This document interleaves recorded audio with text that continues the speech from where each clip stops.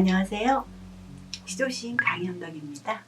이번 시간에 저는 어떤 시조가 독자의 공감을 더 얻을 수 있을까, 이것에 대해서 얘기해 보려고 해요. 환유로서의 빵과 장미가 있어요. 물질계에서 중요한 빵이 있어야만 정신계에서도 장미가 그 역할을 하게 됩니다. 생존의 위협 앞에서 어찌 별이 아름답고 어찌 예술 앞에서 가슴이 설레어지겠습니까? 그러나 빵이 없을 때도 장미는 역할을 합니다. 어떤 역할이냐면 위로가 되어줘요. 제 가시에 제 잎사귀가 찔리면서도 자신의 생을 오롯이 견뎌내고 때가 되면 기어이 향기로운 꽃송이를 열고 마는 그런 장미에서 우리는 동질감을 느끼고 있습니다. 진정한 예술은 경탄과 오르름의 대상이 아니라고 생각합니다. 누군가의 눈물 앞에서 함께 눈물을 흘리고 상대를 안아주는 것이어야 하죠. 그들의 눈물을 닦아주고 밑바닥까지 내려간 그들의 자존감을 지켜 올려주는 그것이 문학의 기능이고 시조의 기능이 아닐까 생각합니다. 그런 목적이 있는 시는 쉬워야 합니다. 힘들고 아파 죽겠는데 그 숨어있는 함이나 그 시적 메시지를 어떻게 찾아가며 읽을 수 있겠습니까? 난해해서 소통에 어려움이 느껴지는 작품들은 어쩌면 그런 사회적 기능을 외면하고 있다고 봐도 되겠죠. 그런데 쉬운 시는 사실 쉽게 쓰이는 시는 아닙니다. 쉽게 전달하려고 애쓰기 때문에 시인으로서는 매우 어려운 시라고도 생각할 수 있죠. 제 시도 한 편 읽어보겠습니다.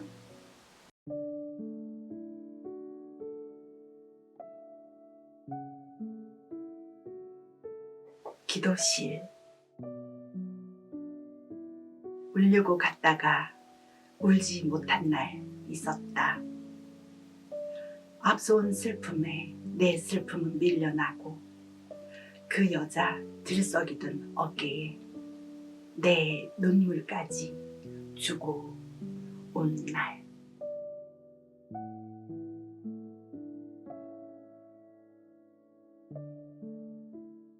하나도 어렵지 않죠. 그냥 울려고 갔다가 울지 못하고 왔다, 이 이야기예요. 사람이라면 누구에게나 한 번쯤은 검은 구름이 끼고 세찬 비를 맞아야 할 때가 있죠. 저도 그런 때가 있었습니다. 너무도 아프고 감당하기가 힘들어서 어디 가서 실컷 울고 나오자 하는 생각으로 간 곳이 남양 성모 성지였어요. 신유 박해 때 가톨릭 신자들이 서학을 믿는다는 이유로 엄청난 박해를 받고 거기에 숨어서 자신들의 신앙을 지켰던 곳이죠. 어쩌면 제 고통을 그 어떤 분위기가 더 잘 이해해 줄 수 있지 않을까 하는 생각으로 찾았던 거예요. 그런데 제가 그곳에 도착했을 때 이미 먼저 온 슬픔이 거기에 있는 거예요. 작은 불빛 하나가 전부인 그 어둠 속에서 마주한 것은 중학생 정도로 되어 보이는 남자아이와 그 엄마로 보이는 여인이었어요. 그 두 사람의 뒷모습을 마주한 저는 너무도 당혹스러웠어요. 남자아이는 바닥에 납작 엎드려서 마치 땅 밑으로 꺼질 것만 같았고요. 그 여인은 두 손을 모으고 있는 그 어깨가 얼마나 들썩거렸는지 그 어깨가 천장을 뚫고 하늘로 치솟을 것만 같은 그런 느낌이었죠. 저는 제 슬픔을 꺼내 놓을 수가 없었어요. 저는 제가 제일 큰 슬픔을 갖고 있다고 생각했었죠. 그런데 그 슬픔 앞에서 저는 아무것도 아니더라고요. 어떤 고통이 그 여인의 마음을 저렇게 찢고 있을까? 어떤 고통이 저 아이의 마음을 저렇게 아프게 하고 있을까? 그것을 보면서 눈물을 흘릴 수가 없었고요. 그러나 쏟아지는 눈물을 또 주체할 수가 없었습니다. 그 눈물은 저를 위한 눈물이 아니었고 그 모자를 위해서 흘리는 눈물이었어요. 눈물에 제 눈물을 보탠 것이죠. 그때 일어났던 일을 그대로 쓴 것이에요. 어떤 상징도 어떤 비유도 여기는 없습니다. 그런데 많은 사람들이 이 시로 위로를 받았다는 이야기를 많이 해옵니다. 아마 쉽게 다가갔기 때문에 그 진심을 빨리 읽을 수 있지 않았나 하는 생각을 해봅니다. 다음에 읽을 시조는 밤에 사는 참외라는 작품인데요. 어느 여름밤에 쓴 것입니다. 외출해서 늦게 돌아오는 밤이었어요. 집 가까운 횡단보도 근처에 푸른 트럭이 있었고 트럭 옆에 자리를 깔고 노란 참외를 팔고 있는 부부가 보였습니다. 아내는 졸음에 겨워 가로등의 길에서 거의 자고 있었고요. 남편은 그런 아내가 깰까봐 최대한 작은 목소리로 참외를 팔고 있었어요. 그 모습이 참 아름다웠습니다. 트럭에는 아직도 팔지 못한 참외가 그득 쌓여 있었지만 남자는 그 고단한 하루를 잘 버텨내준 아내의 잠에 온 마음이 다가 있는 것 같았어요. 세상 어디에 저런 아름다운 전경이 있을까. 뭉클해진 저는 그 아름다움에 대한 시를 써야겠다고 생각하고 참외를 건네받았어요. 노란 참외는 노란 가로등이 비춰주고 있었고 하늘에 뜬 노란 달은 또 그 모든 상황들을 또 다 비춰주고 있었죠.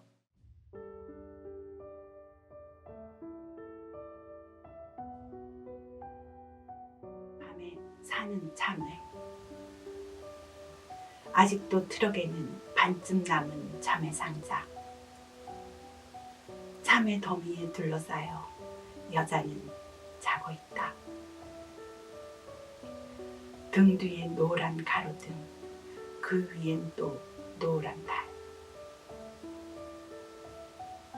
긴 밤이 될 것 같아 그 앞에 멈췄으니 한 봉지 5,000원요. 남자가 속삭인다. 여자가 잠속에서 웃는다.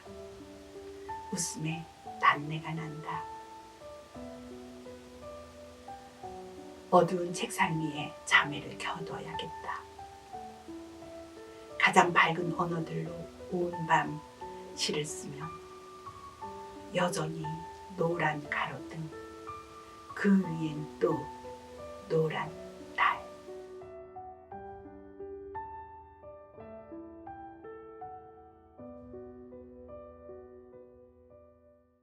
선경 후정에 입각해서 첫수는 화자가 본 상황을 그대로 쓴 것이죠. 사실 묘사만으로 그 상황을 제시했습니다. 둘째 수는 화자가 그 상황에 직접 개입합니다. 손가락 5개를 펼쳐 보이며 속삭이듯 5,000원이라고 말하는 그 남자의 눈이 웃고 있었고요. 그러나 여기에서는 여자가 잠속에서 웃는다로 표현했습니다. 웃음에 단내가 난다에서의 단내는 중의적인 뜻을 활용했습니다. 참외에서 나는 달콤한 향기, 단내도 있지만 몸이 힘들 때 입에서 훅 끼치는 그런 피곤함의 냄새, 그 단내, 그것도 있죠. 일반적인 대화에서의 중의성은 소통을 가로막지만 문학에서의 중의성은 진폭을 키워줘요. 셋째 수는 후정을 담당합니다. 여기에서 오은전이 화자의 정서를 담았어요. 화자는 참외를 깎아먹기보다는 책상 위에 올리고 등불처럼 생각합니다. 그리고 이내 시를 쓰지요. 비록 쓸쓸하고 서글픈 현실의 비애를 담았지만 이들의 삶은 따스하고 아름답게 비춰주기를 기원하는 가로등 같은 시, 노란 달 같은 시가 되기를 기원하면서요. 한 편만 더 읽어보겠습니다. 이팝나무라는 제목을 가졌는데요. 흔히 이팝꽃을 쌀밥에 비유하죠. 흰쌀밥에요. 그러다 보면 어쩌면 그다지 신선하지 않은 소재가 될 수도 있어요. 그런데 저는 오히려 역이용하기로 했습니다. 모두가 그렇게 생각하는 것을 대전제로 삼아서 구체적이고 개별적인 것을 구성하면 더 공감의 파일을 키울 수 있겠다, 이렇게 생각했던 거죠. 그러면 위로가 필요한 사람에게 바로 다가갈 수 있을 것이다 하고 생각했어요. 그래서 명동 성당 무료 급식소의 전경을 담아내기로 했습니다. 한번 읽어볼게요.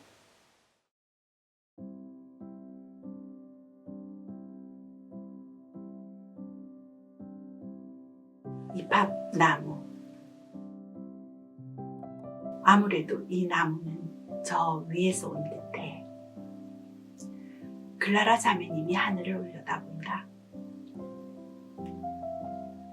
꽃잎이 밥솥 옆으로 밥처럼 내려온다고. 하느님의 정원에서 뜸을 들였다가 마음배도 부르라며 때맞춰 내려온다고. 9살 은지도 서 있는 무료 급식소 긴 줄요.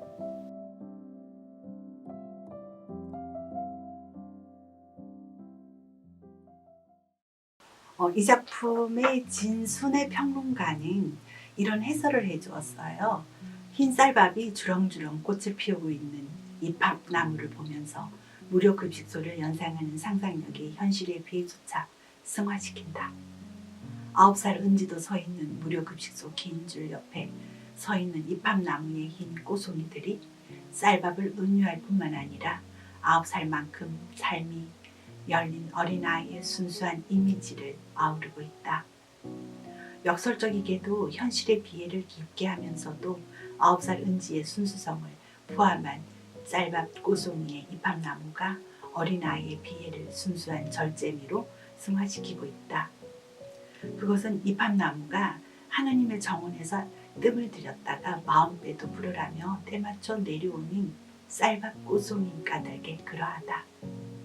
이팝나무는 자신이 원래 있었던 세계를 그리워하듯 하늘 향해 두 팔 벌리고 있다.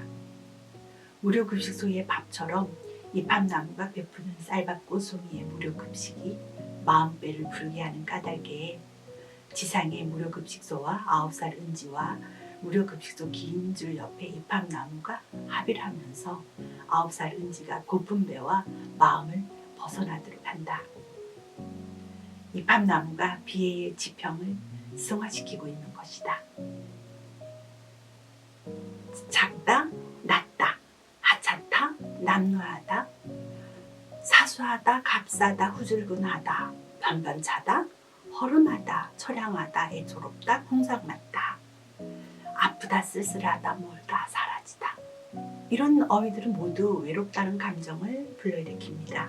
외롭다는 것은 다른 사람들과 제대로 소통하지 못하고 있을 때 생기는 감정이죠. 그런데 자세히 들여다보니 하나 또는 혼자를 나타내는 접두사 외에다가요, 형용사를 만들어주는 전미사로 거기다 다가 붙어서 결합된 좀 특이한 단어더라고요. 어근도 없이 접사끼리만 단어를 만들어서 굉장히 특이했습니다. 이 단어 자체가 외롭죠. 그래서인지 더욱 외롭다는 단어는 그것을 느끼는 사람을 안아주고 싶고 어깨를 해주고 싶고 때로는 업어서 그들의 심장과 나의 심장이 맞닿을 수 있게 했으면 좋겠다는 생각을 하게 합니다. 정말 문학은 그래야만 하지 않을까요? 그 어떤 예술도 결국은 사람의 이야기예요. 작가 은희경님은 행복한 사람은 시계를 보지 않는다고도 했죠. 행복에 겨우면 시계를 볼 시간이 없어요. 이유도 없어요. 문학은 시계 같은 건가요? 행복한 사람에게는 문학은 별 의미가 없을 것 같아요. 문학이 주는 그런 위로, 그 의미가 하나도 없을 것 같아요. 그래서 저는 시계를 자주 보는 힘든 사람들에게 가치 있다, 인정하다, 흐뭇하다, 기대하다, 근사하다, 끌리다, 또는 벅차다, 화나다, 보람있다, 치유하다, 공감하다, 이런 긍정적인 메시지를 시조에 담아 건네고 싶어요. 문학의 사회적 기능에 최대한 충실하고 싶습니다. 비극의 탄생만 봐도 그렇죠. 아리스토텔레스의 시학에서 진정한 이야기는 희극이 아니라 비극이라고 말한 탄생된 수많은 비극적 서사를 가진 문학 작품들 말이죠. 연민과 고통, 공포 속에서 인간은 가장 자신을 잘 들여다봅니다. 그러나 연민과 고통과 이런 공포만 자기 삶 앞에 놓여 있다면 그 삶이 얼마나 허망하겠습니까? 조금씩 서로에게 다가가 어깨를 내주는 위로가 되는 시, 위안이 되는 시, 서로 공명할 수 있는 시, 그런 시조를 저는 늘 꿈꿉니다. 오늘도 저의 시조 이야기를 들어주셔서 감사합니다. 안녕히 계십시오.